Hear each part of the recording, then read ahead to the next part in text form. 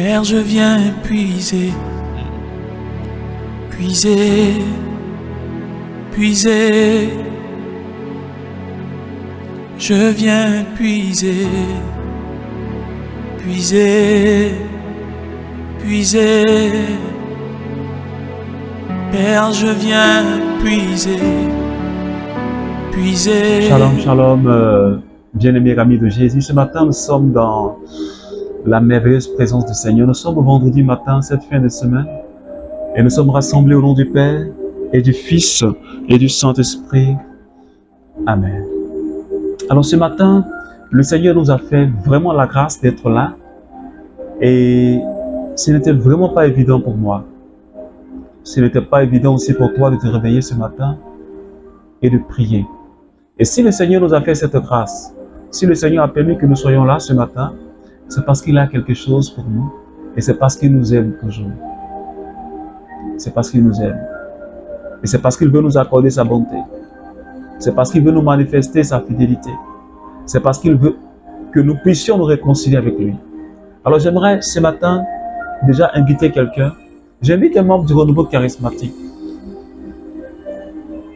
de prier avec moi. Je voudrais que tu pries avec moi ce matin. Un seul jour dans tes pavis vaut mieux que 1000 passés ailleurs.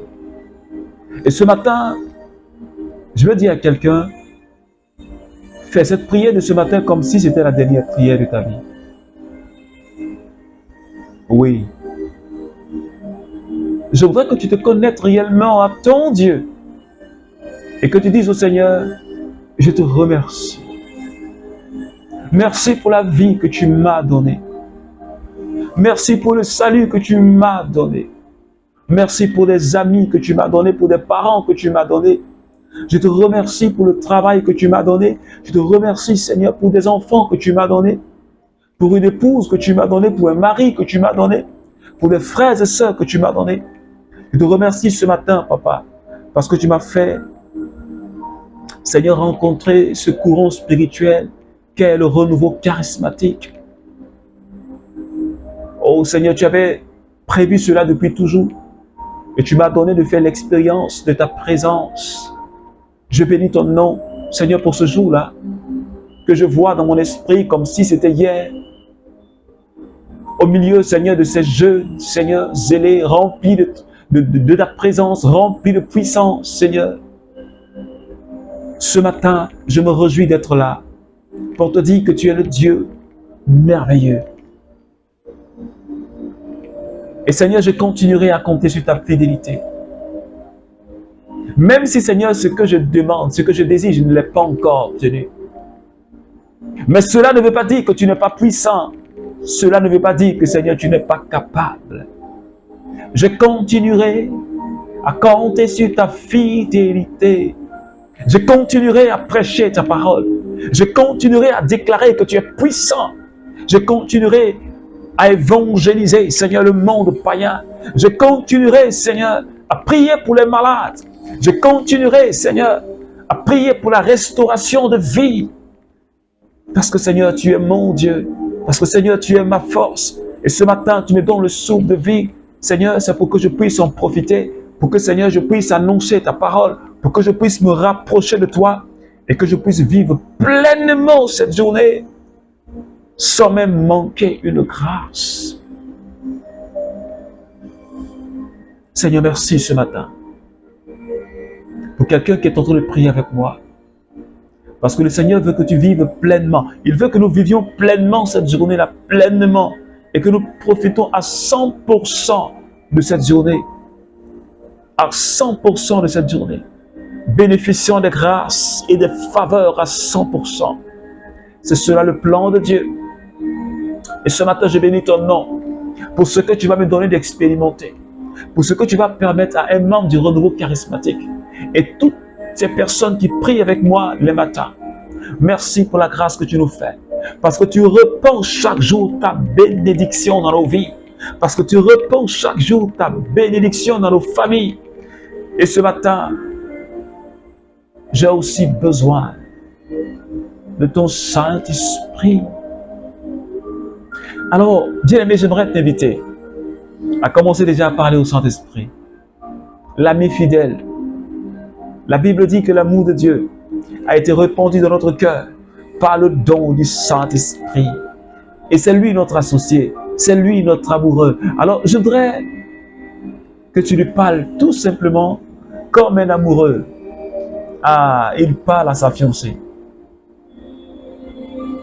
Dis-lui que tu l'aimes. Dis au Saint-Esprit au fond de ton cœur, je t'aime, Saint-Esprit. Dis-le. Si tu veux, pose ta main sur ton cœur et dis, Saint-Esprit, je t'aime de tout mon cœur. Je veux rester dans ta présence. Je veux recevoir ta plénitude. Je fais l'expérience de ton amour dans ma vie. Oh, Alléluia. Madabari bobro sata. Ribadababrao seketamana. Brindarababariko rabashandiribos. Bakanda bababare katabreo sekirio santa. Breu rakata mama shibatayandibro. Rimakati bababa kura bakandiribos. Brekata mama shibere okutumama. Randere bebe kura bababa shiriboro. Oh, c'est merveilleux, Saint-Esprit, ce matin, parce que tu saisis mon cœur et parce que tu saisis le cœur de quelqu'un en ce matin, une personne blessée que tu viens restaurer ce matin, une personne déçue que tu es en train de consoler ce matin. Alléluia. Merci pour ce que tu fais. Que ton nom soit élevé. Que ton nom soit célébré. Toi, l'Esprit de Dieu, que ton nom soit élevé. Que ton nom soit exalté. Toi, l'Esprit de Dieu. Shibadayandi bodokutayambreo sarabakibra. Yom tarabakabrao sata. Je vis, mais ce n'est plus moi, c'est Christ qui vit en moi. Car ma vie présente dans la chair, je la vis dans la foi au Fils de Dieu, qui m'a aimé et s'est livré pour moi. Parole du Seigneur. Alors, bien-aimés, ce sont des paroles que nous connaissons déjà. Mais quand nous continuons à méditer, c'est vraiment très profond. Et ce matin, bien-aimés, le Seigneur ne cesse depuis lundi de nous rappeler ceci. Toi et moi, nous devons tout quitter pour suivre Jésus. Parce que Jésus est la priorité de notre vie. Et Saint Paul l'a dit dans le livre de Romains chapitre 12. Il dit, offrez votre vie en sacrifice vivant et agréable à Dieu. Ma vie doit être un sacrifice vivant et agréable et de bonne odeur à Dieu. Je ne sais pas si quelqu'un me comprend. Notre vie, frères et sœurs membres du renouveau charismatique, doit être une offrande à la gloire de Dieu. Une offrande rendue capable. Une offrande rendue parfaite. Une offrande de bonne valeur et de bonne odeur par le Saint-Esprit. Par le feu du Saint-Esprit qui vient pour consumer notre vie et faire de nous une offrande de bonne odeur. Est-ce que ta vie est une offrande, un sacrifice pour Jésus? Jésus, lui, il a sacrifié sa vie pour nous. Il a donné sa vie en sacrifice. Mais est-ce que ta vie, tu l'as donnée à Dieu comme un sacrifice vivant? Je ne sais pas si quelqu'un me comprend. C'est pourquoi ce matin, Paul nous dit en Galates chapitre 2, le verset 20 à 21. Il dit, ma vie, elle n'est plus à moi. Je ne la vis plus pour moi, mais je la vis pour plaire à une personne, Jésus-Christ de Nazareth. Ce n'est plus moi qui vis, mais c'est le Christ qui vit en moi. Je vis pour plaire à Dieu, pour plaire à Christ, parce que lui, il a payé le prix sur la croix d'Golgotha. Est-ce que quelqu'un me comprend ce matin? Alors tu comprends avec moi pourquoi nous devons tout quitter pour Jésus. Il a payé le prix sur la croix d'Golgotha pour que toi et moi nous soyons libérés du péché. Alors notre vie ne nous appartient plus à nous-mêmes. Désormais, comme Paul dit, nous sommes le domaine de Dieu. Nous sommes la propriété privée de Dieu. Alors, je ne peux plus vivre pour moi. Tu ne peux plus vivre pour toi-même. Et Saint Paul dit, ce n'est plus moi qui vis, mais c'est le Christ qui vit en moi. Est-ce que quelqu'un me comprend ce matin? Est-ce qu'un membre du renouveau charismatique me comprend ce matin? Est-ce que tu peux dire comme Paul, ce n'est plus moi qui vis, c'est le Christ qui vit en moi?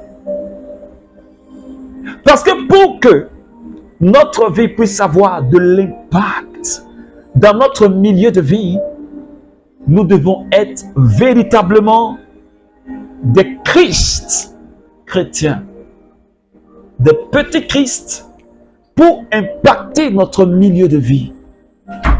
Pour que les gens, en nous voyant, ce n'est pas nous qu'ils voient, mais nous sommes le reflet de la personne de Jésus.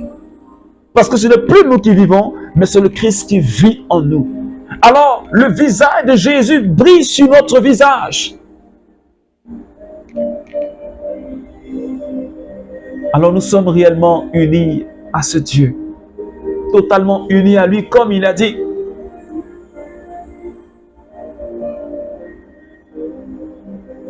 Si tu n'es pas uni à Christ, que ta vie n'est pas une offrande vivante, il ne peut pas avoir, il ne peut jamais avoir d'impactation spirituelle dans la vie des gens. Il ne pourra pas avoir ça. Si tu n'as pas une communion comme Paul pour dire, ce n'est plus moi qui vis, mais c'est le Christ qui vit en moi. Mais pour atteindre ce niveau de vie, il faut que tu quittes. Parce que Paul l'a dit en Philippiens chapitre 3, je ne cesserai de répéter ce verset. Il dit, les avantages j'en avais, les gains j'en avais, mais tout cela, je les considère comme des ordures devant la connaissance de mon bien-aimé Jésus. Paul a été séduit par l'amour de Dieu. Il a été touché par l'amour de Dieu. Quelqu'un qui était versé dans la parole, mais qui ne connaissait pas le Christ. Mais quand il a fait cette rencontre, quand Paul a abandonné totalement sa vie dans la main de Jésus, il a fait l'expérience de l'amour de Dieu qui a transformé sa vie et qui a bouleversé la vie des personnes qui étaient autour de lui. Et ce qui a rendu son ministère puissant. Il pouvait alors conquérir des nations. Il pouvait conquérir des pays. Il parcourait villages et villes, et pays et contrées pour l'annonce de l'évangile. Est-ce que tu as tout quitté?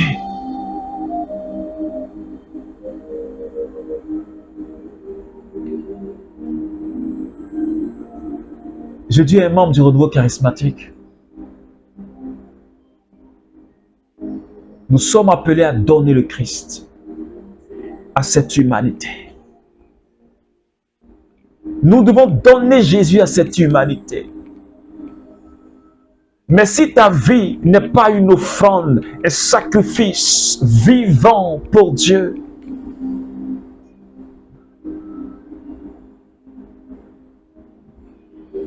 tu ne pourras pas impacter ton milieu. Tu vas beau parler, tu vas beau prier, mais cela n'aura pas d'impact. Saint Paul, les apôtres, ils ont vraiment tout sacrifié. De manière physique, ils ont tout sacrifié. Ils ont abandonné maison, travail, famille. Ils suivaient Jésus partout où il allait. Oui. Ils suivaient Jésus partout où il allait. Est-ce que quelqu'un me comprend ce matin? Je ne suis pas en train de dire à quelqu'un d'abandonner son travail ou sa famille. Ce n'est pas ce que je suis en train de te dire. Même si dans le ministère, il arrive que le Seigneur te dise de laisser tomber ton travail parce que tu dois le servir à plein temps. Parce qu'il y en a. Et la vie des apôtres nous enseigne que nous ne devons pas nous attacher aux choses éphémères. C'est pourquoi Jésus a dit, le jour où il envoyait les 72 disciples, il dit, ne prenez pas sur vous des bagages, de l'argent, ne prenez rien sur vous, même pas d'habits de rechange. Ne vous encombrez pas. Alors je parle ce matin à un membre du renouveau charismatique. Est-ce que dans le travail de Dieu que tu fais, dans le ministère que tu fais là, est-ce que tu t'es pas encombré d'un certain nombre de choses qui t'empêchent réellement de marcher à la suite de Jésus? C'est de ça qu'il s'agit ce matin.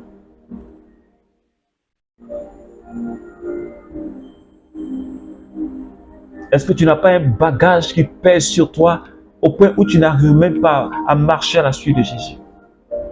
Et pour dire comme Saint Paul, ce n'est plus moi qui vis, mais c'est le Christ qui vit en moi. Ma vie, je la vis pour plaire au Christ. Est-ce que toi et moi, nous pouvons dire aussi cette parole-là? Est-ce que tu as pris conscience que tu es un imitateur de Christ?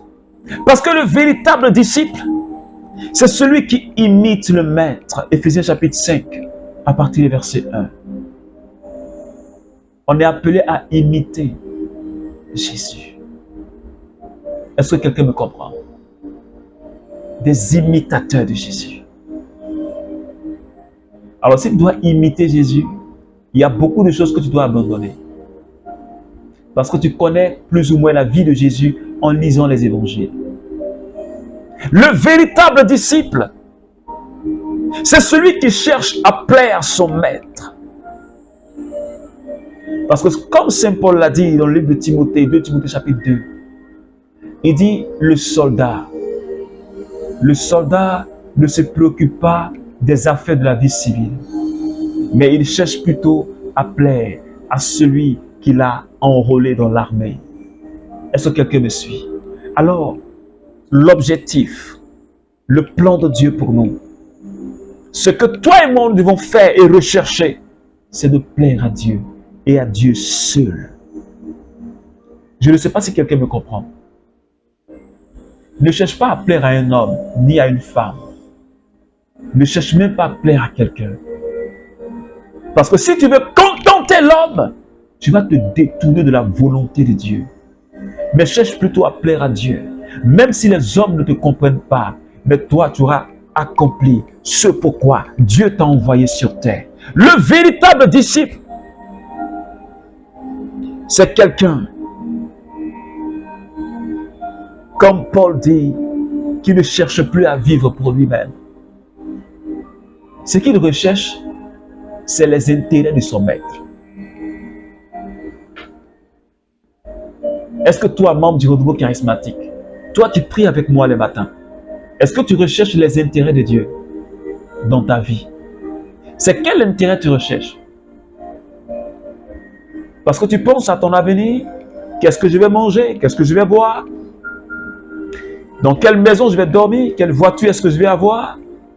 Comment je vais prendre soin de mes enfants? Mais où est-ce que tu as mis les intérêts de Jésus? Tu ne penses pas à ça? Est-ce que tu penses au moins, oh, les gens ne connaissent pas Dieu. Qu'est-ce que je dois faire pour que ces personnes-là aient le Christ? Oh, cette jeunesse-là n'a pas de repère. Qu'est-ce que je dois faire pour les gagner à Christ? Oh, ces hommes d'affaires-là, où je travaille là, ils ne connaissent pas Dieu. Qu'est-ce que je dois faire pour les emmener à Christ? Est-ce qu'on se préoccupe même des intérêts de Dieu? On pense plus à nous-mêmes. Et ce matin, le Seigneur est en train de nous interpeller. Le Seigneur t'interpelle, membre du renouveau charismatique. Il faut que Jésus soit le centre de ta vie. Il faut que Jésus soit le centre de ta vie. Oui, nous autres, là, on nous a traités de tous les noms. De tous les noms. Mais parce que Jésus est avec nous, on ne peut pas désespérer. On continue à croire en sa fidélité. Alors je t'invite à vraiment aimer Jésus. Il faut l'aimer. Parce que lui, il nous a aimés, il continue à nous aimer, il a donné sa vie sur la croix pour nous sauver. Je voudrais tout simplement t'inviter à être un amoureux de Jésus. Alors ce matin, de là où tu es, tu vas tout simplement poser ta main sur le cœur. Et tu vas demander au Seigneur. Parce que celui qui quitte tout pour le Maître, c'est quelqu'un qui est vraiment amoureux du Maître. Et tu vas dire à Jésus, en ayant la main posée sur le cœur, Seigneur, je veux être ton amoureux. Ah, Shimata Brao Seketaya. Tu sens que ce matin, l'amour de Dieu va remplir les cœurs. Beaucoup de personnes vont tomber amoureuses de Jésus. Pose tout simplement la main sur ton cœur et commence à dire, Seigneur, je veux t'aimer plus que tout. Je veux t'aimer plus que tout. Parce que tu as dit dans ton commandement, tu aimeras le Seigneur de tout ton cœur, de toute ton âme, de tout ton esprit, de toutes tes forces, de tout ton être, de toutes tes pensées. Tu vois un peu, c'est fort. Hein? Dis au Seigneur, je veux t'aimer de tout mon cœur, de toute mon âme. Je veux que tout mon être frémisse de l'amour de Dieu. Que tout mon esprit, mon corps, mon âme, que toute ma personne, mes pensées soient remplies de l'amour de Jésus. Ah, Remako Dabra, Minto Tayabra Osoko Taba, Kirion Toraba Shaba Baba Baba Baba, Kiribarabandorobo Sotakaba, Miroboroko Shabra Osai Kiron Toraba Bra Osata. Merci Seigneur Jésus ce matin. Pour l'amour que tu es en train de répandre dans le cœur de quelqu'un ce matin. Merci pour quelqu'un que tu es en train de saisir. Une personne que tu es en train de guérir intérieurement. Parce que blessé par des événements de la vie. Je te remercie pour cette personne. Seigneur, pour qui tu es en train de penser les blessures. Oh Seigneur, merci infiniment. Cette personne qui avait perdu espoir. Mais toi, tu viens pour redonner encore de l'espoir. Tu viens pour restaurer sa vie. Tu viens pour la recréer véritablement, Seigneur. Merci encore, Jésus, ce matin. Alors, bien-aimés amis de Jésus, j'ai été vraiment dans la joie du Seigneur de partager ce thème de la semaine. Nous avons tout quitté pour toi, Seigneur. J'espère que tu as retenu quelque chose. J'espère que le Seigneur Jésus a fait quelque chose dans ta vie. Alors que Dieu te bénisse. Et tous les textes que nous avons médités, il faut continuer à les lire. Il faut continuer à méditer. C'est juste des semences que je dépose pour que nous puissions continuer à méditer et à découvrir l'amour de Dieu. Alors Dieu t'aime. Passe une excellente journée et un bon week-end. Alors que Dieu te garde. Et puis on se donnera rendez-vous pour la semaine prochaine. Nous avons prié au nom du Père et du Fils et du Saint-Esprit. Amen.